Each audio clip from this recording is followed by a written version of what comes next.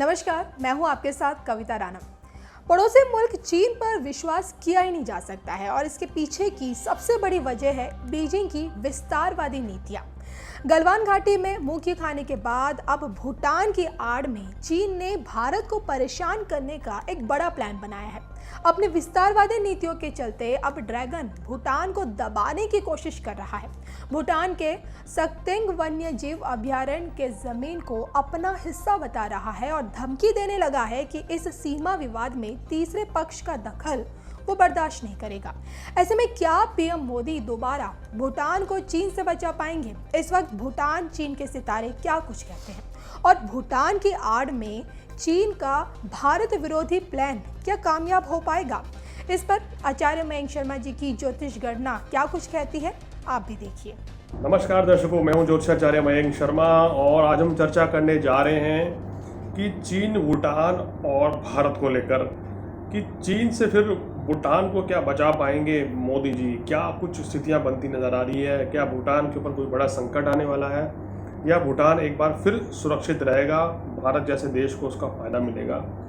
तो देखिए, इस समय जो ग्रह स्थिति बनी हुई है, भारत की ग्रह स्थिति वृषभ, लगन, कर्क राशि की कुंडली है और चंद्रमा में शनि की दशा 15 दिसंबर तक है, जो कि भारत के पड़ोसी देशों के साथ संबंधों में खटास पैदा करती है या मिला जुला समय रहता है। कोई समय बहुत अच्छा रहेगा, किसी समय संबंध खराब रह सकते हैं, तो ये कुछ संकेत मिलता है। चाइना की कुंडली मकर लगन, मकर राशि की है और उनकी कुंडली बुध की जो दशा है वो दशा दिखा रही है कि पड़ोसी देशों के साथ संबंध उनके खराब रहेंगे। जितने भी उनके सारे पड़ोसी देश हैं सभी के साथ उनके संबंध खराब रहेंगे और चाइना के विरुद्ध कड़ा कदम उठाया जाएगा। कोई बड़ा कारनामा चाइना के इस समय खिलाफ जाएगा। चाइना बहुत ही इस समय पूरे वर्ल्ड में सभी उसको शत्रु भरी निगाह से देखेंगे। तो जैसे हमने आपको पहले भी कहा था कि जैसे भारत में ये जो स्ट्राइक हुई है अभी ऐप्स को लेके, जिसको ऐप्स बैन कर दिया गया चाइना की, इसी तरह की विदेशी देश भी ऐसा करेंगे। और उसमें मैंने बोला था कि अमेरिका भी ये कदम जल्दी उठा सकता है और वहाँ पर भी ये घोषणा हो गई है कि भाई वहाँ पर भी वो इस तरह की ऐप्स को हैं बंद करने जा रहे हैं जो चाइनीज़ ऐप्स हैं। और ये इस चीज़ की और पुष्टि हो गई कि हमारी एक बात और सच साबित हुई है। तो दर्शकों, इस समय जो ग्रह स्थिति चल रही है चाइना की सही नहीं है, भारत की भी सही नहीं है। और भूटान के ग्रह नक्षत्र देखें तो धनु लगन की जो उनकी कुंडली बन के आ रही है, लगन में केतु गुरु के साथ है, सप्तम में राहु हैं और शनि सेकेंड हाउस में। जो ग्रह स्थिति भूटान की बन रही है उनके सितारे भी इस समय कोई बहुत बढ़िया नज़र नहीं आ रहे हैं।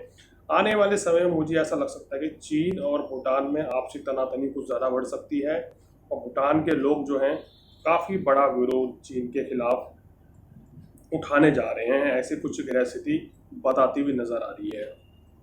और भारत और भूटान के संबंधों में मधुरता रहेगी। भूटान ये कोशिश करेगा कि भारत से नज़दीकियाँ बढ़ाकर और चाइना के दबदबे को कम किया जाए और इसमें भारत की सरकार जो है पूर्ण सहयोग देती हुई नज़र आ रही है, क्योंकि भारत और भूटान के ग्रह नक्षत्र इस समय काफ़ी अच्छे मैत्री वाले भी दिखाई दे रहे हैं। पूर्ण सहयोग भारत का मिलता हुआ उनको नज़र आ रहा है। तो ये कुछ ग्रह स्थिति इनकी इस समय बनती हुई नज़र आ रही है। तो दर्शकों, ये तो बात थी ग्रह स्थिति की। अब बात करते हैं कुछ सवाल ऐसे हमारे पास आए दर्शकों के जो वो जानना चाह रहे हैं, जिसको लेकर मैंने आज एक कार्यक्रम बनाया है। ये सवाल आया है कि इस बार चीन ने पूरी भूटान में स्थित सांकेतिक वन्य जीव अभयारण्य पर अपना दावा जताया है और जिसे भूटान सरकार ने सिरे से खारिज कर दिया है। तो जिससे भूटान चीन के रिश्तों को लेकर बहुत बड़ा खटास पैदा हो गई है। देखिए, ये खटास अभी वहाँ बनी रहेगी और चाइना जो है इस तरह की हरकतें भारत के साथ भी कर रहा है, नेपाल के साथ भी उसने की और अब भूटान को ही परेशान कर रहा है। तो इस तरह की स्थितियाँ, चाइना जो बुध की स्थिति है उसके कारण चाइना अपना दबदबा बढ़ाने की कोशिश कर रहा है। लेकिन चाइना की कुंडली में सप्तम भाव में मंगल का होना, अष्टम में शनि का जाना, लग्नेश होकर अष्टम में जाना, उसको वर्ल्ड की सुपर पावर नहीं बना सकता है। वो वर्ल्ड क्या, एशिया की भी महाशक्ति अकेले नहीं बन पाएगा। कहीं ना कहीं उसके दबदबे में कमी होती हुई नजर आ रही है। भूटान के ऊपर वो किसी भी तरीके से कब्जा नहीं कर सकता है। आने वाले समय में उसको अपनी बात से पीछे हटना पड़ेगा और जिस जगह अपना वो दावा ठोक रहा है वो भी उसको सिरे से नकारना पड़ेगा। तो ये ग्रह स्थिति बता रही है साफ साफ कि चाइना के समय बहुत खराब हैं। भूटान के जो सितारे हैं वो आने वाले समय में बहुत ही बेहतर होते हुए नजर आ रहे हैं। 2016 में हुए डोकलाम के जो विवाद के बाद सीमा विवाद को लेकर अब तक भूटान और चीन के बीच कोई वार्ता ही नहीं हो पाई है। तब से वाद विवाद की स्थिति जारी है। तो भविष्य में क्या कुछ संकेत दिख रहे हैं? देखिए, जो हालात बता रहे हैं अभी सितंबर अक्टूबर से पहले, यानी कि अगर हम बात करें तो अभी हालात नहीं नज़र आ रहे हैं कि दोनों देशों के बीच कोई बातचीत होगी या किसी तरह की बातचीत होने की चर्चा अभी 1-2-3 महीने में होने वाली है। जो भी हालात बनेंगे 15 सितंबर के साथ बनेंगे, उससे पहले किसी तरह की कोई परिस्थिति बनती हुई नज़र नहीं आ रही है। लेकिन हाँ, भूटान का सितारे फेवर में है। आने वाले समय में भूटान के ऊपर कोई बड़ा संकट नहीं रहने वाला है। कोई बड़ी परेशानी भूटान की जनता को ग्रह नक्षत्र के अनुसार से करने की जरूरत नहीं है। भूटान को आने वाले समय में मजबूत स्थिति में देखता हुआ नजर आ रहा है। ग्रह नक्षत्र कह रहे हैं शनि की स्थिति भूटान को बहुत ही मजबूत बना रही है। तो एक सवाल ये भी आया है, क्या पीएम मोदी जी इस बार जैसे डोकलाम में बचा लिया था भूटान को, क्या इस बार भी बचाएंगे? जी हाँ, बिल्कुल। जो उनकी स्थिति बताती है कि दोनों देशों के संबंध बहुत अच्छे हैं और मोदी जी अपनी कहना चाहिए कि ताकत से, अपनी हिम्मत से और अपने कहना चाहिए कि कूटनीति के बल पर, जी हाँ, कूटनीति के बल पर एक बार फिर भूटान का पूरा साथ देंगे और भूटान को चीन से बचाएंगे और चीन के ऊपर दबाव बना रहेगा कि वो अपने इस पड़ोसी देश के ऊपर किसी तरीके से कब्जा नहीं कर सकता है। ये स्थिति बन रही है। एक और आखिरी सवाल आया है कि आखिर क्यों चीन के पड़ोसी देश जो हैं उससे दूर होते जा रहे हैं, चाहे वो जापान हो, भूटान हो, ऑस्ट्रेलिया हो, ताइवान हो। देखिए, चाइना की जो नीति है वो बहुत ही खराब है। चाइना सुपर पावर बनना चाहता है कि वो साउथ एशिया में अपने आप को सबसे बड़ा दिखाए और उससे बड़ा सुपर पावर कोई ना हो। ये उसकी गृह स्थिति बताती है। सप्तम में नीच का मंगल नीचता की हद कर देता है, उसके ऊपर भरोसा नहीं किया जा सकता। लगन का स्वामी अष्टम भाव में जाना शनि का ये संकेत देता है कि चाइना सुपर पावर अकेले बलबूते हुए साउथ एशिया में भी नहीं बन सकता है। पूरे विश्व की तो बात ही छोड़ दीजिए। अगर ये भारत के अगेंस्ट कुछ भी काम करने का प्रयास करेगा तो चाइना को बहुत बड़ा नुकसान होने वाला है। और चाइना का जो सपना था कि वो वर्ल्ड की बड़ी पावर बनने जा रहा है, विश्व की छोड़िए, वो पूरे साउथ एशिया की भी अकेली महाशक्ति नहीं बन सकता है, जो उसके आने वाले समय में स्थिति बताने जा रही है। तो दर्शकों, ये चर्चा करी आज हमने कि भूटान, चाइना और भारत का ट्रायंगल किस ओर ले जा रहा है भूटान को। क्या भूटान सुरक्षित रहेगा या उसके ऊपर कब्जा हो जाएगा?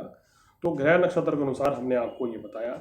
आने वाले एपिसोड में कुछ और ऐसी जानकारियों के साथ आपके सामने हाजिर होऊंगा। तब तक दीजिए इजाजत। नमस्कार।